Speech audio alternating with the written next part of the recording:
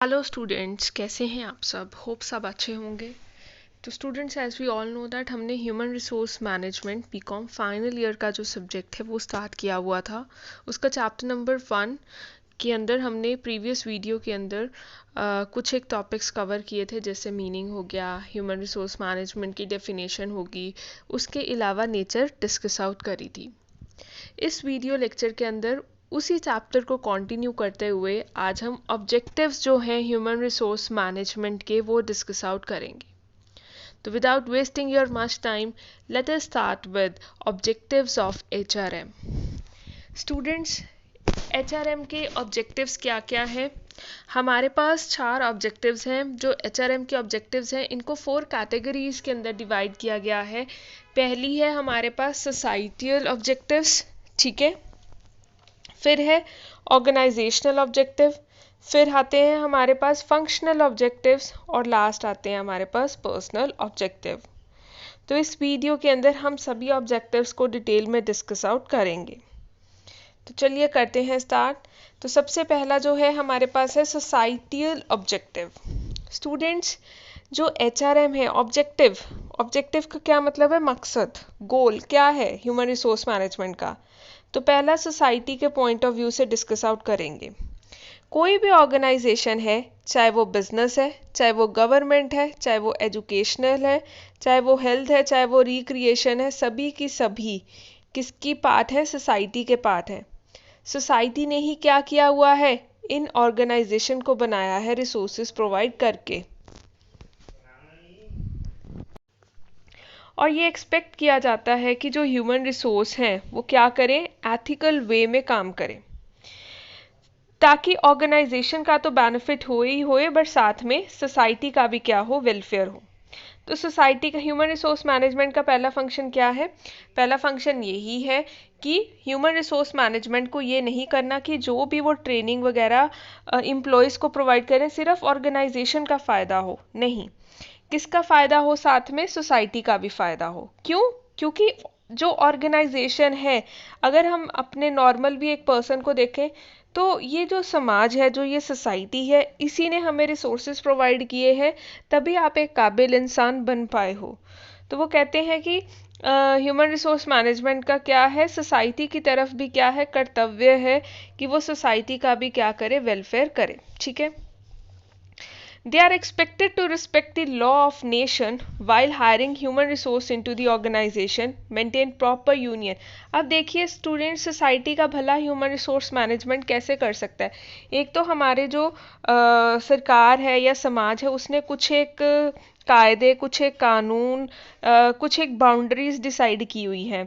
तो हमारी ऑर्गेनाइजेशन को या ह्यूमन रिसोर्स डिपार्टमेंट को उन उन रूल्स एंड रेगुलेशंस को अच्छे से मेंटेन करना चाहिए, ठीक है। उसके अलावा प्रॉपर यूनियन और मैनेजमेंट का रिलेशन होना चाहिए। ये ना हो कि वो ऑर्गेनाइजेशन जो है या टॉप हिरार्की है वो एम्प्लॉयज़ को क्या करे? एक्सप्लॉइट करें। उसके अलावा जो हमारा वेलफेयर फंक्शन है, मतलब उनको एम्प्लॉयज़ की वेलफेयर की तरफ क्या देना चाहिए? ध्यान रखना चाहिए।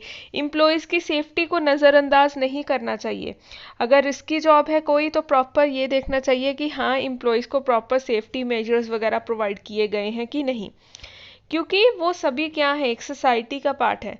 तो ऑर्गेनाइजेशन का या ह्यूमन रिसोर्स या एचआर डिपार्टमेंट का ये क्या है? कर्तव्य है, ये उनका एक ऑब्जेक्टिव होना चाहिए कि वो किसी भी तरह से कुछ ऐसा काम ना करे जिससे सोसाइटी को क्या पहुंचे? नुकसान पहुंचे। क्लियर हो गया? ये तो थे हमारे सोसाइटियल ऑब्जेक्टिव। अगला स्टूडेंट्स, जो हमारा सेकंड ऑब्जेक्टिव है, जो सेकंड कैटेगरी है, वो है ऑर्गेनाइजेशनल ऑब्जेक्टिव। अब हमने समाज की बात कर ली, अब हम किसकी बात करेंगे? ऑर्गेनाइजेशन की बात करेंगे। अब देखिए कि जो ऑर्गेनाइजेशन है वो बहुत सारे डिपार्टमेंट का इंटीग्रेशन है, बहुत सारी चीज़ों को इंटीग्रेट करके एक पूरी की पूरी ऑर्गेनाइजेशन बनती है। तो जो एचआरएम डिपार्टमेंट है, जो ह्यूमन रिसोर्स मैनेजमेंट है या एचआर डिपार्टमेंट है, वो अकेले या आइसोलेशन में काम नहीं करता, ठीक है।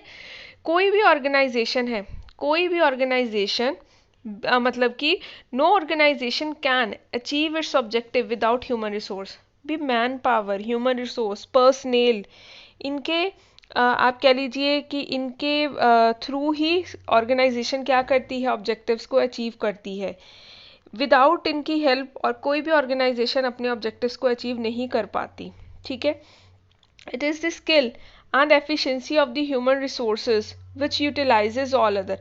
अब देख लीजिए क्या होता है कि ऑर्गेनाइजेशन के अंदर जो एम्प्लॉयज़ होते हैं वो ही हमारे जितने बाकी के रिसोर्सेज होते हैं, चाहे वो मनी हो गया, चाहे वो मटेरियल हो गया, चाहे आप बात कर लीजिए टेक्नोलॉजी की, चाहे आप मशीन की बात कर लीजिए, इनका इस्तेमाल कौन करता है? ह्यूमन रिसोर्स ही करता है।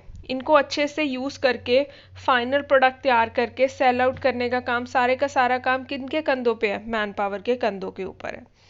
So it is ultimately source that assist the organisation. तो यही एकमात्र ऐसा सोर्स है जो ऑर्गेनाइजेशन के सभी ऑब्जेक्टिव्स को एफिशिएंटली और इकोनॉमिकली अचीव करने में हेल्प करता है। This department is suppose to work in coordination. Organisational objective क्या है? यही है कि अगर मैं एक लाइन में इस ऑब्जेक्टिव को डिफाइन करूँ तो वो यही कहता है कि जो ह्यूमन रिसोर्स है, ठीक है, उसे सभी और चीज़ों के साथ इंटीग्रेट करके काम करना चाहिए।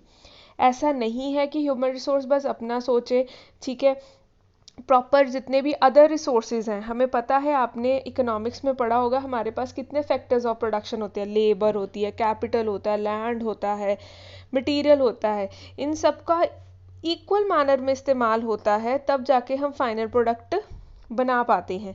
तो ऐसा नहीं है कि ह्यूमन रिसोर्स से ही सारा काम हो जाएगा। नो डाउट ह्यूमन रिसोर्स के बिना भी कोई काम नहीं होगा, बट हाँ, इक्वल इम्पॉर्टेंस सभी की सभी जितने भी अदर रिसोर्सेज हैं उनकी भी है।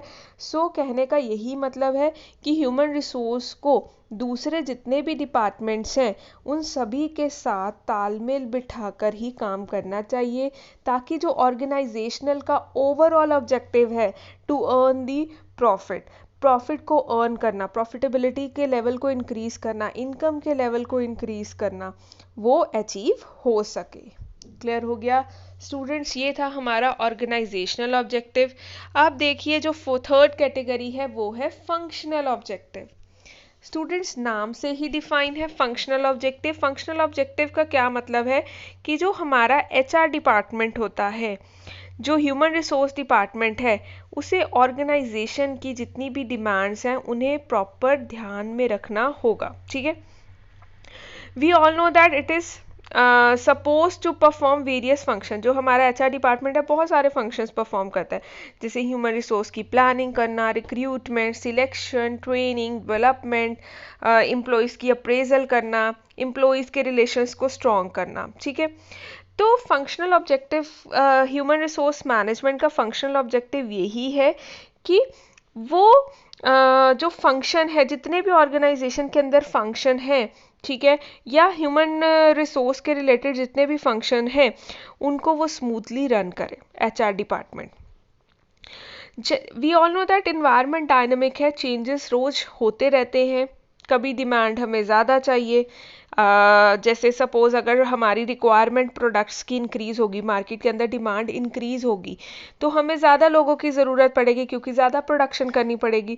तो ह्यूमन एचआर डिपार्टमेंट को एक बैलेंस मेंटेन करके रखना चाहिए कि वेन एवर मैन पावर की रिक्वायरमेंट पड़ती है, कितने लोगों की पड़ती है, तो वो प्रॉपर बैकअप रखे कि कैसे उस डिमांड को क्या करना है, फुलफिल करना है।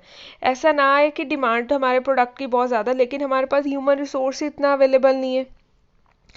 तो एम्प्लॉयज़ को क्या करके, जो हमारा एचआर डिपार्टमेंट है उसे क्या करके रखना चाहिए, पहले से ही आप कह लीजिए कि ऑर्गेनाइजेशन के अंदर एक एडिक्वेसी रखनी चाहिए, कि एक फंक्शनैलिटी रखनी चाहिए कि हाँ भी अगर किसी भी तरह की कोई प्रॉब्लम आती है related to any functional abnormality आती है, कि सपोज एम्प्लॉयज़ की शॉर्टेज होगी या कुछ हो गया, तो वो शॉर्टेज कभी भी ना हो, अगर होती भी तो साथ के साथ वो क्या कर ले, उस प्रॉब्लम से निपट जाए, ताकि जो ये फंक्शंस हैं बाकी के जितने भी हैं वो स्मूथली रन हो सके। और स्टूडेंट्स, जो हमारी लास्ट कैटेगरी है वो कौन सी कैटेगरी है, पर्सनल ऑब्जेक्टिव्स की। पर्सनल ऑब्जेक्टिव्स मीन्स जो हमारे पर्सनल लेवल के ऊपर होते हैं, तो जो ह्यूमन रिसोर्स मैनेजमेंट है या आप कह लीजिए एचआर डिपार्टमेंट है, उसे ऐसा नहीं है कि सिर्फ हाँ भी ऑर्गेनाइजेशन का ऑब्जेक्टिव है कि प्रॉफिट अर्न करना है, वो इंक्रीज करना है, नहीं, उसे एम्प्लॉयज़ के जो पर्सनल लेवल के ऑब्जेक्टिव्स हैं उन्हें भी अचीव करवाना है। ठीक है, उनके जो पर्सनल गोल्स हैं उन्हें भी सेटिस्फाई करवाना है। तो एक प्रॉपर इंटीग्रेशन होनी चाहिए, एक प्रॉपर बैलेंस होना चाहिए किसके बीच में, ऑर्गेनाइजेशनल के गोल के बीच में और जो पर्सनल गोल्स हैं एम्प्लॉयज़ के उनके बीच में, ताकि इफेक्टिवली दोनों गोल्स हम क्या कर सके, अचीव कर सके। क्योंकि आपको मालूम है पर्सनल गोल क्या होगा एम्प्लॉयज़ का, कि उन्हें रिकग्निशन मिले, उनकी परफॉर्मेंस इम्प्रूव हो, वो मोटिवेटेड रहें, उसके अलावा टाइम टू टाइम उन्हें इंसेंटिव्स मिलते रहें ताकि उनका स्टैंडर्ड ऑफ लिविंग राइज हो। तो एचआर डिपार्टमेंट को ये इंश्योर करना है कि वो अपने एम्प्लॉयज़ को सेटिस्फाई रखें। नई नई पॉलिसीज़, नई नई प्रैक्टिसेस उन्हें लेकर आनी चाहिए जैसे जैसे इन्वायरमेंट बदलता जा रहा है, ताकि एम्प्लॉयज़ उस चीज़ के साथ अपडेटेड रहें, सेटिस्फाइड रहें ऑर्गेनाइजेशन के साथ।